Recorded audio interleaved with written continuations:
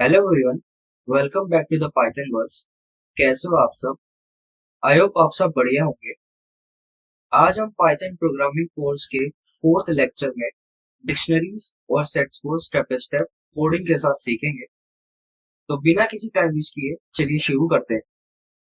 तो सबसे पहले हमारा आता है डिक्शनरीज एंड सेट।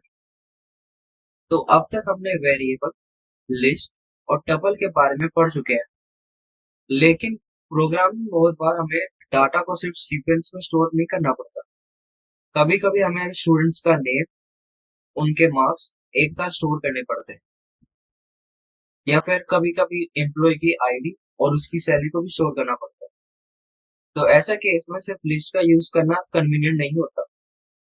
इस प्रॉब्लम को सॉल्व करने के लिए पाइथन हमें डिक्शनरीज प्रोवाइड करता है।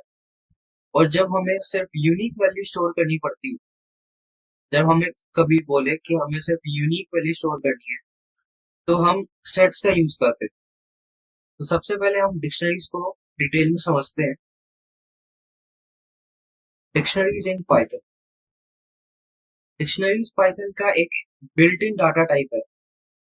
डिक्शनरी डाटा को की वैल्यू पेयर के फॉर्म में स्टोर करती है, यानी हर की के साथ एक वैल्यू कनेक्टेड होती है। डिक्शनरी म्यूटेबल होती है, मतलब हम उसके अंदर डाटा को अपडेट भी कर सकते हैं और न्यू की वैल्यू पेयर भी ऐड कर सकते हैं। तो हमने इसकी थ्योरी समझ ली है। तो अब चलिए एक बार इसे कॉन्सेप्ट को प्रैक्टिकली वीएस कोड में भी देख लेते हैं।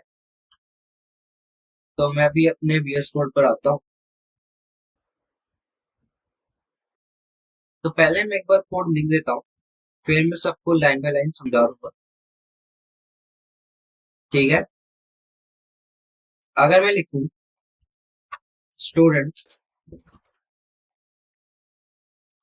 नेम, नेम हम लिख देते हैं इसमें रोहन।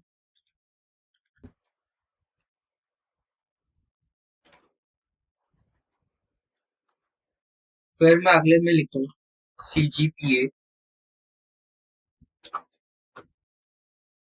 9.6, 9.6। फिर मैं ऊपर कोमा लगाना भूलना मत। 9.6, यहाँ पर कोमा आएगा दोनों में। फिर मैं लिखूं मार्क्स।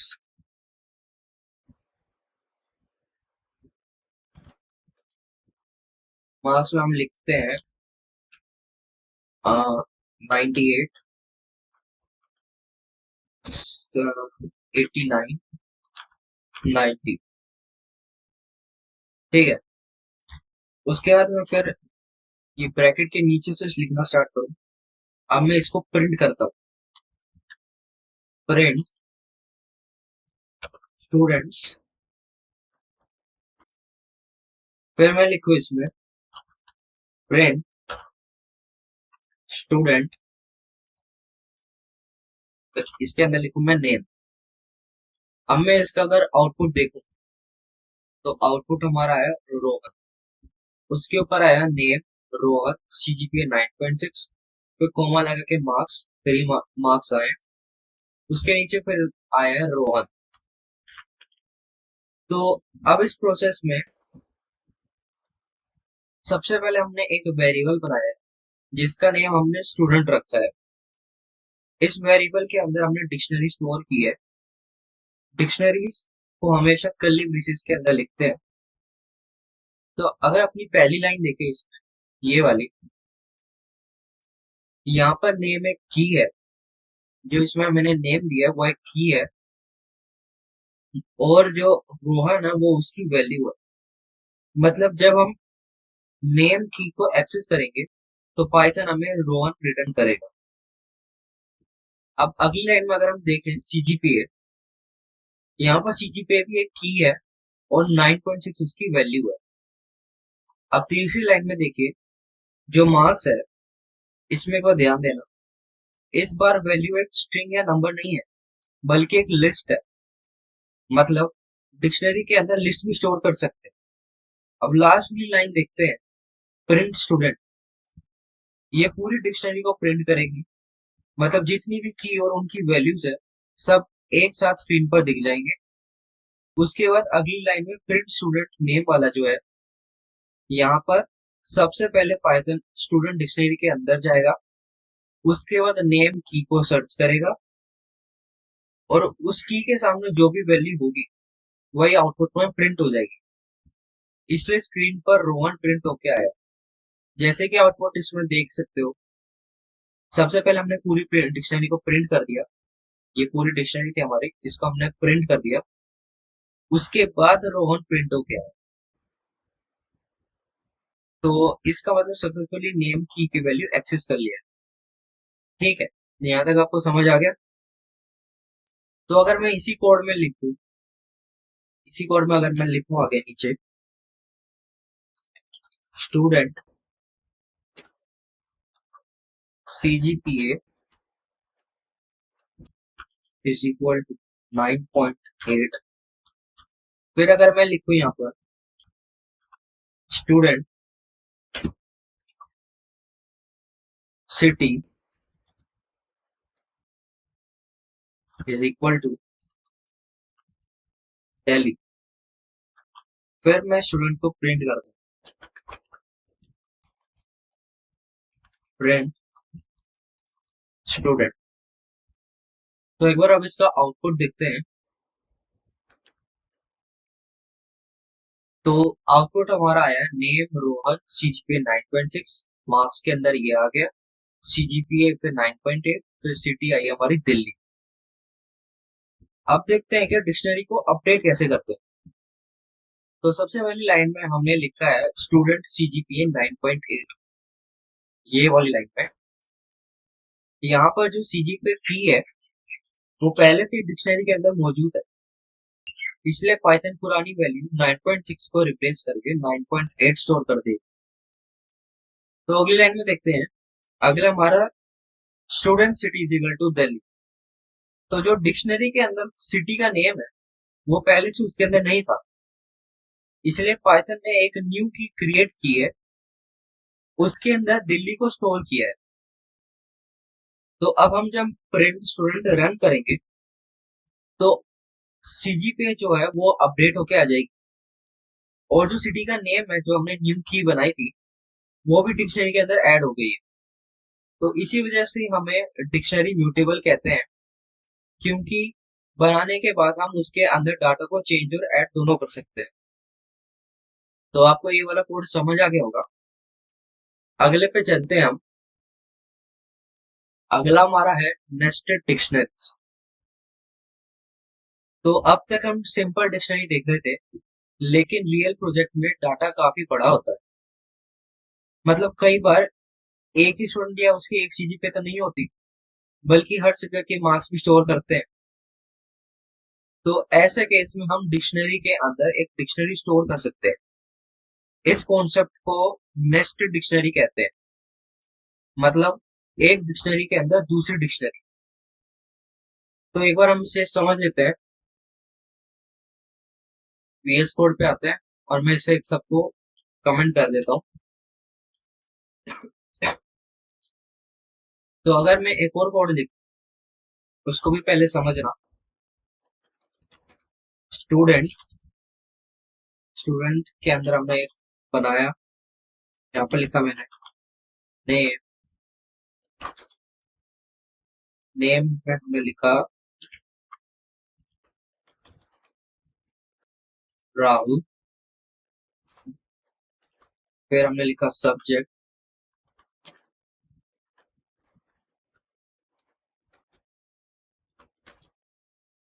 उसके बाद हमने लिखा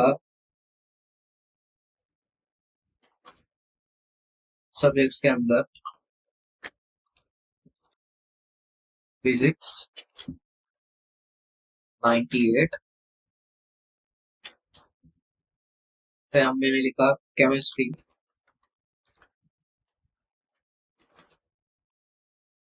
87, फिर मैं उसके बाद लिखा यहाँ पर मैथ्स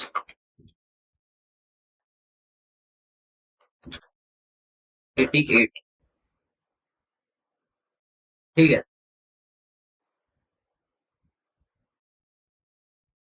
स्टूडेंट्स, मैं नेम राहुल यहाँ पर आ गया। उसके बाद मैं नीचे में यहाँ पर प्रिंट करूँ इसे,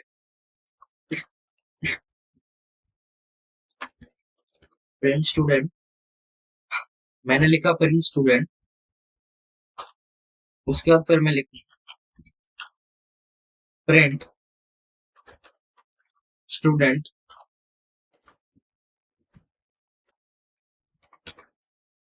सब्जेक्ट।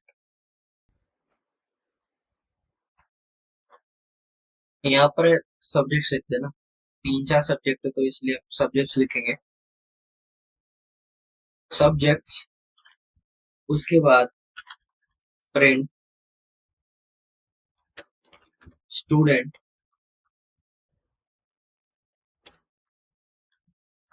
यहाँ पे लिखेंगे सब्जेक्ट्स।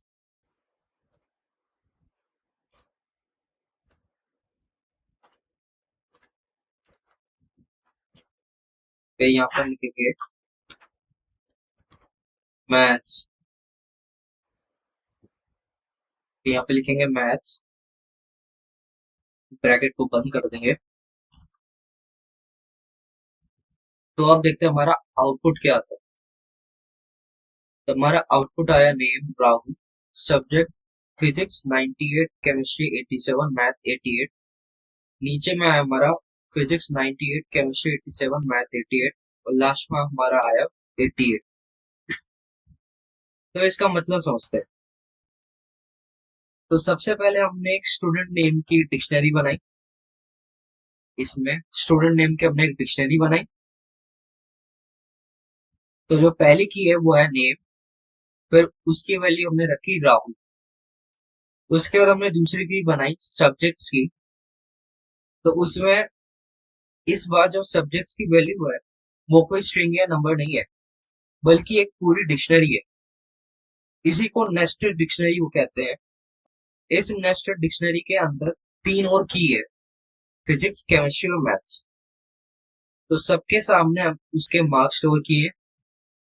तो अब लास्ट वाली लाइन समझते हैं, जो लास्ट में हमने प्रिंट स्टूडेंट लिखी है, ये पूरी डिक्शनरी को प्रिंट करेगा। उसके बाद जो प्रिंट स्टूडेंट और सब्जेक्ट्स है, जो दूसरा वाला प्रिंट वाला है, यहाँ पर पाइथन पहले स्टूडेंट डिक्शनरी के अंदर जाएगा, फिर सब्जेक्ट की को सर्च करेगा। उसके बाद जो पूरी डिक्शनरी है वो प्रिंट होके आ जाएगी। अब लास्ट वाली लाइन है जो प्रिंट की।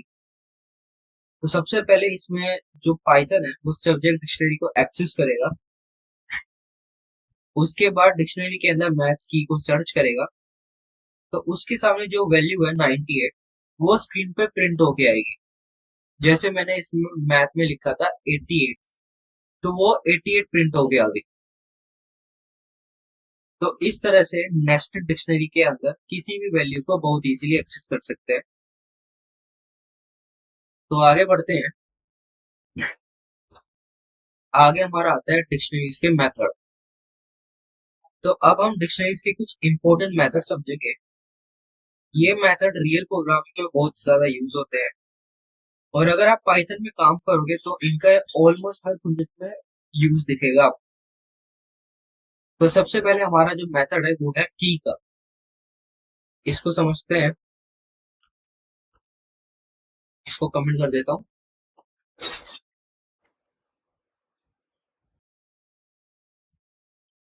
स्टूडेंट नेम, नेम में हम लिखे मोहित, मोहित कोमा। फिर मैं यहाँ पर लिखता हूँ CGPA 8.9। फिर मैं यहाँ पर लिखता हूँ सिटी,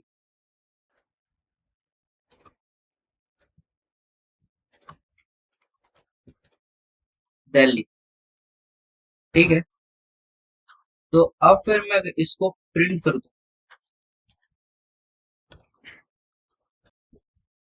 स्टूडेंट डॉट कीज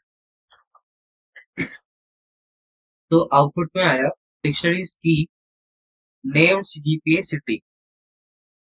तो सबसे पहले हम की मेथड देखते हैं। जो ये की मेथड है, ये डिक्शनरी के अंदर जितनी भी कीज होती है उन सबको रिटर्न करता है। इसमें एक बात ध्यान रखना, ये सिर्फ की रिटर्न करता है, वैल्यूज रिटर्न नहीं करता। इस प्रोग्राम में डिक्शनरी के अंदर तीन कीज है, नेम, सीजीपीए और सिटी। तो इसलिए जो आउटपुट आएगा वो हमारी तीनों कीज का प्रिंट होके आएगा। जो हमारी तीनों कीज थी, नेम, सीजीपीए और सिटी, तो ये प्रिंट होके आ गई।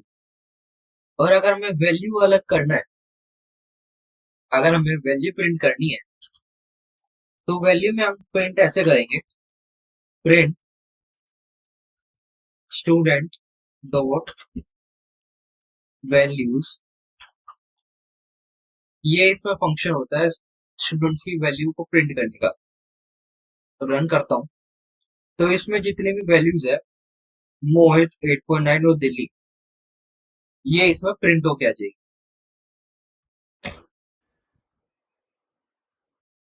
ठीक है। अब आता है एक और जो फंक्शन है, जो हमारा तीसरा फंक्शन था आइटम्स का। यहीं पे अगर मैं लिखता हूँ प्रिंट स्टूडेंट डॉट आइटम्स, फिर मैं ऐसा प्रिंट करूँ, तो हमारे डिक्शनरी आइटम्स में क्या क्या है, नेम मोहित, सीजीपीए, 8.9, सिटी, दिल्ली।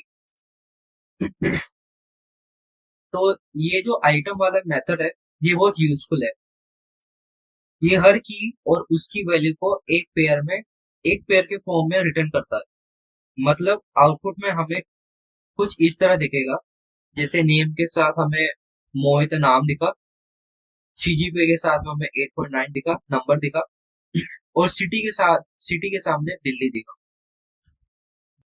तो जब हमें एक साथ की और वैल्यू दोनों चाहिए होती है, तो तब हम की मेथड का यूज करते हैं।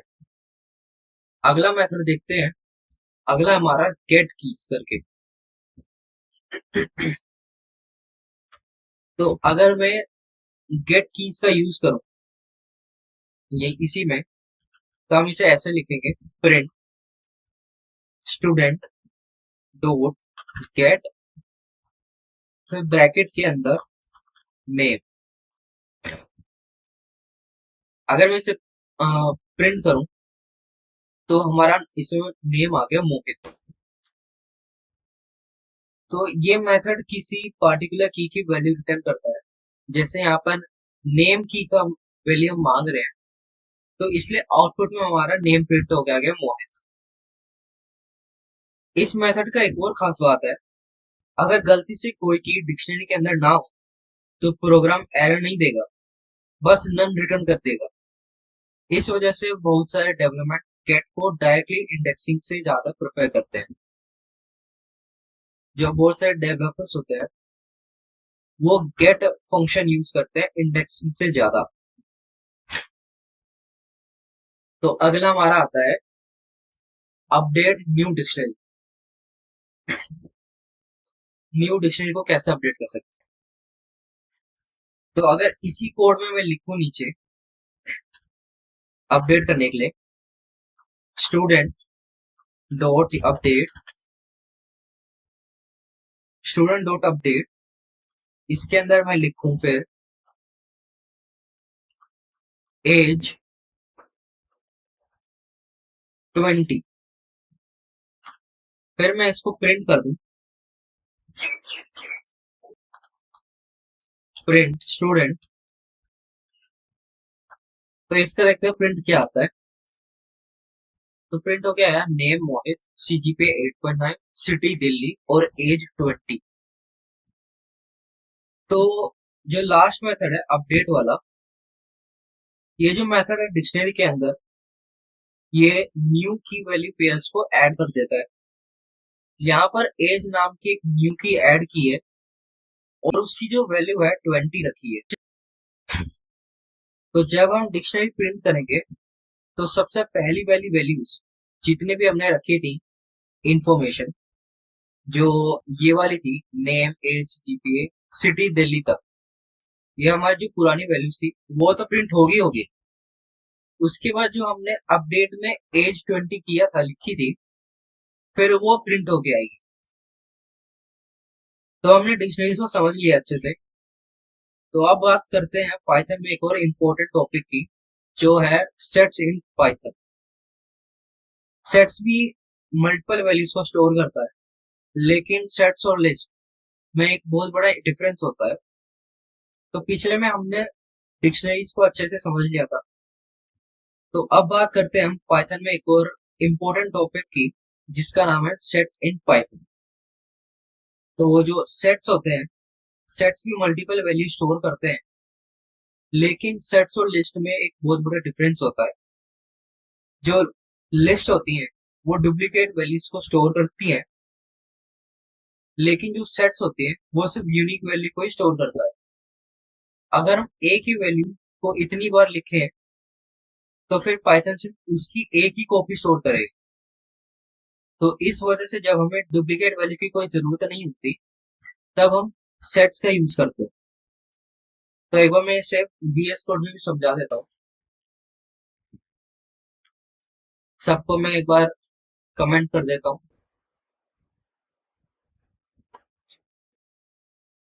तो अगर मैं यहाँ पर लिखूं नाम्स 1, 1, 2, 3, 4, ठीक है। उसके नीचे मैं लिखूं सेट्स। सेट्स में लिखूं फिर मैं 1, 2, 2, 2, ठीक है।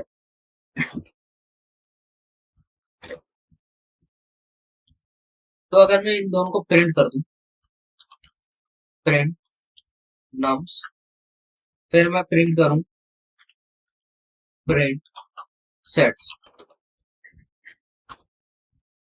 तो अब देखते हैं इसका आउटपुट क्या आता है। आउटपुट हमारा आया 1, 2, 3, 4, फिर आया दूसरे में 1, 2। तो अब सबसे पहले हमने नंबर्स नेम की एक सेट बनाई, उसके अंदर हमने 1, 2, 3 स्टोर किए। फिर उसके बाद दूसरी सेट बनाई। यहाँ पर जो वैल्यू 2 है वो 3 बार आ रही है, जैसे इसमें देखो, इसमें वैल्यू जो है वो 3 बार आ रही है 2। लेकिन जब हम पाइथन में रन करेंगे, तो इसमें जो आउटपुट आएगा वो सिर्फ एक ही बार 2 दिखाएगा। ऐसा क्यों होता है? तो ऐसा इसलिए होता है क्योंकि सेट डुप्लीकेट वैल्यू को स्टोर नहीं करता। पाइथन ऑटोमेटिकली डुप्लीकेट वैल्यू को रिमूव कर देता है। तो इसी वजह से सेट्स का यूज तब किया जाता है जब हमें सिर्फ यूनिक डाटा स्टोर करना होता है। अगला आता है हमारा एम्प्टी सेट का। इसको भी समझ लो एक बार। अगर मैं इसे में लिखूं empty set is equal to set with bracket, उसके बाद मैं इसे प्रिंट कर दूं प्रिंट एम्प्टी सेट। तो एक बार इसे रन करके देखते हैं। तो ये हमारा प्रिंट हो गया सेट ब्रैकेट। तो एक इंपॉर्टेंट पॉइंट याद रखना, अगर हमें सिर्फ सेट लिखेंगे तो पाइथन उसे एम्प्टी डिक्शनरी मानेगा, और अगर हमें एम्प्टी सेट बनाना है तो हमेशा सेट फंक्शन का यूज करना है। तो हमेशा सेट फंक्शन का यूज करेंगे। ये एग्जाम में काफी बार पूछा जाता है, तो इस बात का ध्यान रखना। तो आपको यहाँ तक समझ आ गया होगा। तो अगला आता है हमारा सेट मेथड्स, बेसिक म्यूटेशंस का। अब हम सेट्स के कुछ इंपॉर्टेंट मेथड को समझते हैं। इन मेथड की हेल्प से हम सेट्स में न्यू वैल्यू ऐड कर सकते हैं, उसको रिमूव कर सकते हैं, और पूरे सेट्स को एम्प्टी भी कर सकते हैं। चलिए अपने VS कोड पे देखते हैं। पहले हम देखते हैं ऐड फंक्शन का। अगर मैं यहाँ पर नीचे लिखूं collection is equal to set फिर मैं नीचे लिखूं यहाँ पर कलेक्शन डॉट एड, फिर मैं लिखूं यहाँ पर कलेक्शन डॉट एड टू, फिर मैं इसके नीचे लिखता हूँ कलेक्शन डॉट एड टू,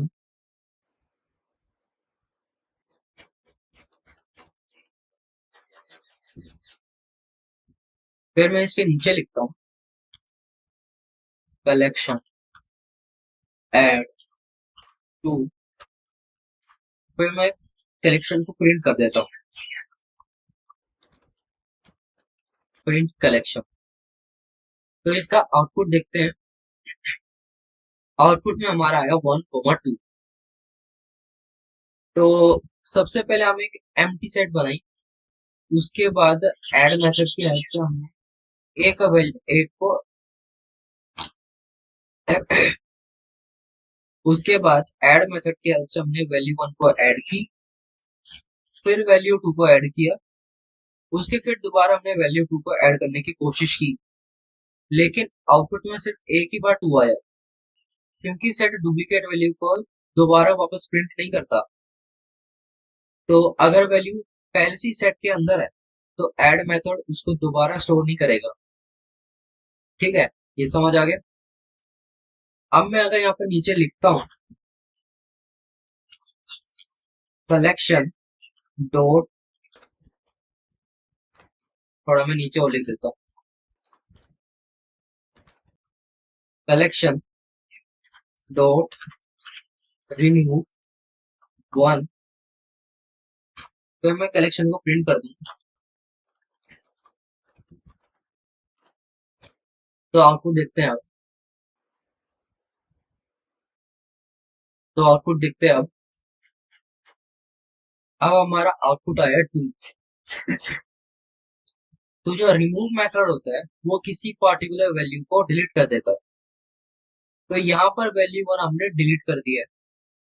तो पाइथन में, तो जब हम प्रोग्राम को रन करेंगे उसके बाद जो 1 वाला सेट है वो रिमूव हो जाएगा। तो यहाँ पर एक बात ध्यान रखना, अगर जिस वैल्यू को रिमूव करना चाहते हैं वो सेट में ही नहीं है तो पाइथन एरर दे देता है। इसलिए रिमूव यूज करते वक्त वैल्यू होना जरूरी होती है। अगला जो हमारा आता है क्लियर एंड पॉप का, इसको भी समझते हैं। अगर मैं यहाँ पर कलेक्शन में लिखूं और कलेक्शन लिखूं, उसके बाद मैं लिखूं यहाँ पर PYDH पाइथन, पाइथन के बाद मैं लिखूं यहाँ पर जावा, उसके बाद मैं लिखूं यहाँ पर C++, फिर मैं इसको प्रिंट लिखूं, प्रिंट में प्रिंट कलेक्शन डॉट पॉप, फिर मैं इसको कलेक्शन को प्रिंट कर दूं वापस से प्रिंट कलेक्शन। तो आप देखते हैं इसका आउटपुट क्या आता है।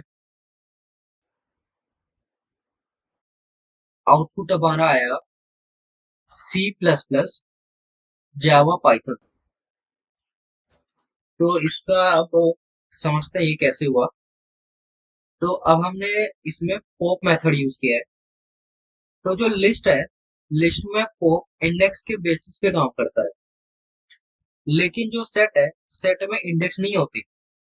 इसलिए सेट का जो पॉप वाला मेथड है वो किसी भी रैंडम एलिमेंट्स को रिमूव कर देता है। हर बार जरूरी नहीं है कि सेम एलिमेंट डिलीट हो, क्योंकि सेट अनऑर्डर्ड होता है, इसलिए वो कोई भी रैंडम एलिमेंट को डिलीट कर देता है। ठीक है, तो यहाँ तक समझ आ गया। आगे हमारा जो एक और फंक्शन आता है क्लियर का, अगर मैं यहाँ पर वापस लिखता हूँ इसको बंद करके, यहाँ पर मैं लिखता हूँ कलेक्शन डॉट क्लियर, फिर मैं वापस कलेक्शन को प्रिंट करता हूँ,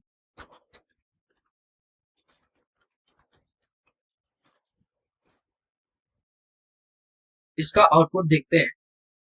आउटपुट हमारा आया सेट ब्रैकेट। तो जो क्लियर मेथड होता है वो बहुत सिंपल है। ये सेट के अंदर जितनी भी वैल्यूज होती हैं सबको एक साथ डिलीट कर देता है। तो प्रोग्राम रन करने के बाद जो आउटपुट आता है वो हमारा एम्प्टी सेट दिखाता है। ये है जो हमारा सेट ब्रैकेट वाला, ये हमारा एम्प्टी सेट है। तो ये प्रिंट होके आता है। तो आगे बढ़ते हैं। आगे हमारा आता है टॉपिक अगला। तो यहाँ पर ये दोनों आप क्लियर हो गए होंगे। आगे बढ़ते हैं। आगे हमारा आता है सेट्स ऑपरेशंस के। तो अब तक हमने सेट्स बनाना और उसके मेथड यूज करने देख लिए थे। तो अब हम सेट्स के दो सबसे इंपॉर्टेंट ऑपरेशन देखेंगे और समझेंगे, जो है हमारा यूनियन एंड इंटरसेक्शन। ये दोनों ऑपरेशन मैथमेटिक्स के सेट्स कॉन्सेप्ट पर बेस्ड है। तो रियल लाइफ प्रोग्रामिंग में अभी इनका काफी यूज होता है। तो एक बार हम इनको भी समझ लेते हैं अपने VS कोड पर। इसे क्लोज करते हैं और फिर मैं यहाँ पर इसे कमेंट कर देता हूँ। अब अगर मैं यहाँ पर फिर यूनियन वाला यूज करेंगे, तो यूनियन के लिए अगर मैं यहाँ पर लिखता हूँ सेट वन, इसके अंदर 1, 2, 3, फिर मैं यहाँ पर लिखता हूँ सेट टू में दो सेट बनाएंगे इसमें। उसके अंदर मैं लिखता हूँ 3, 4, 5। ये वाला टॉपिक 10th में पढ़ा हुआ है, आपको भी जरूर याद होगा। तो उसके बाद हम इसे प्रिंट करते हैं। प्रिंट में लिखते हैं सेट वन डॉट यूनियन, फिर हम लिखते हैं सेट टू। ठीक है। उसके बाद अगर मैं इसे प्रिंट करूं, प्रिंट में आ रहा, देखो क्या आउटपुट आया, 1, 2, 3, 4, 5। तो सबसे पहले हमने दो अलग अलग सेट बनाए हैं। जैसे इसमें सेट वन और सेट टू दो अलग अलग बनाए, जिसमें 1, 2, 3 वैल्यू हमने पहले सेट में स्टोर की। उसके बाद दूसरे सेट में हमने 3, 4, 5 स्टोर किया। ठीक है। तो जो वैल्यू थ्री है, वैल्यू थ्री इन दोनों सेट में कॉमन है, सेट वन में भी और सेट टू में भी। तो अभी हम अगर प्रिंट में देखें, प्रिंट में यहाँ पर जो यूनियन मेथड है वो दोनों सेट की सारी यूनिक वैल्यू को कंबाइन कर देता है। और अगर कोई वैल्यू दोनों में सेम है तो उसको सिर्फ एक बार लिखता है।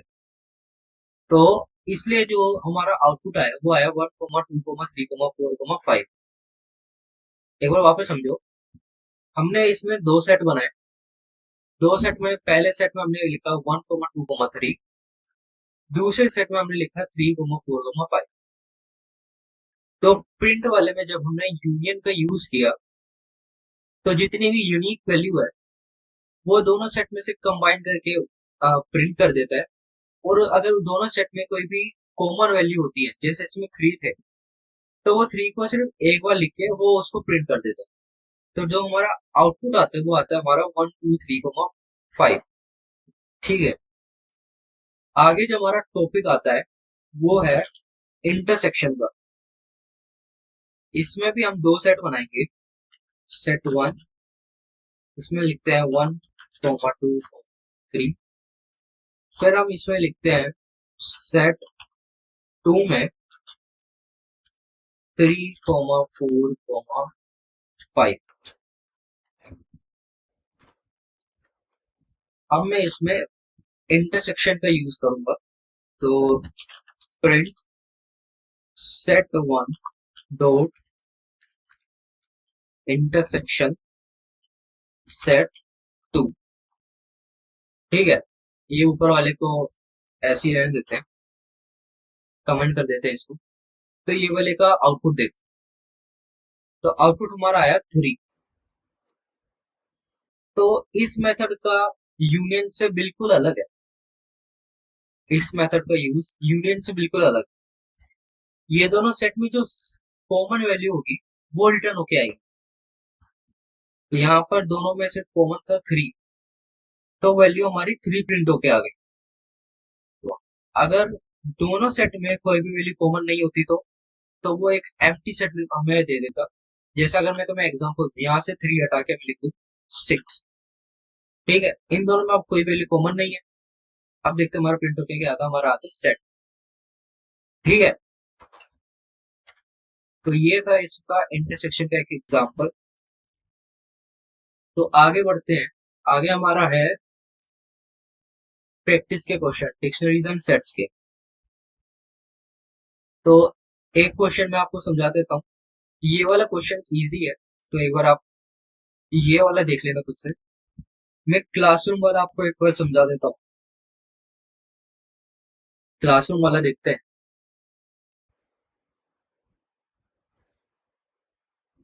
इसको मैंने किया कमेंट। उसके बाद अगर मैं यहाँ पे लिखता हूँ, एक बार क्वेश्चन देख लेते हैं। क्वेश्चन क्या होगा, give subject request, assume one classroom is needed per union course, so how many total classrooms are required। तो यहाँ पर एक हमें सेट बनानी पड़ेगी, ठीक है। तो देखते हैं अभी, इसको मैं एक बार समझा दूंगा। पहले कोड लिख देता हूँ मैं, स्टूडेंट, यहाँ पर फिर मैंने लिखा पाइथन, फिर मैंने लिखा यहाँ पर जावा,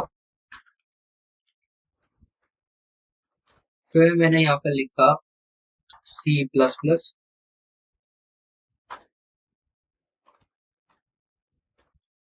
फिर मैंने यहाँ पर नीचे लिखा वापस पाइथन, फिर वापस मैंने लिखा यहाँ पर जावा, फिर यहाँ पर मैंने वापस एक बार पाइथन लिख दिया, पाइथन, फिर लास्ट में मैंने लिख दिया सी प्लस प्लस। तो अब अगर हम इसे प्रिंट करते हैं, प्रिंट लेंथ, इसमें हम लेंथ का यूज करेंगे सब्जेक्ट। हमने ऊपर सब, अच्छा ये स्टूडेंट लिखा था, मैंने स्टूडेंट लिख दिया, यहाँ पर सब्जेक्ट आएगा क्योंकि ये सारे सब्जेक्ट्स हैं। तो हम सारे सब्जेक्ट्स की लेंथ प्रिंट कर रहे हैं। तो ये लेंथ कितनी आती है यहाँ पर 3। तो यहाँ पर हमने एक सेट बनाई। उसके बाद इसमें जो पाइथन है और जावा है वो हमने कई बार लिख दिए, जिसमें हमने देखो पाइथन यहाँ पर भी लिखा है, यहाँ पर भी लिखा है, यहाँ पर भी लिखा है, जावा भी हमने यहाँ पर 2 बार लिखा है। तो जो प्रोग्राम जब हम रन करते हैं तो जो डुप्लीकेट वैल्यूज होती है वो ऑटोमेटिकली रिमूव हो जाती है। उसके बाद जो लेंथ वाला फंक्शन है वो यूनिक वैल्यू की टोटल काउंट करेगा, फिर उसको रिटर्न करेगा। तो इस वजह से आउटपुट में सिर्फ हमें यूनिक सब्जेक्ट काउंट मिलेंगे। तो यूनिक कितने हैं, जैसे पाइथन एक बार काउंट होगा, जावा फिर दूसरी बार काउंट होगा, और सी प्लस प्लस एक तीसरी बार काउंट होगा, तो हमारे 3 आएगा, ठीक है। अगले पे चलते हैं हम।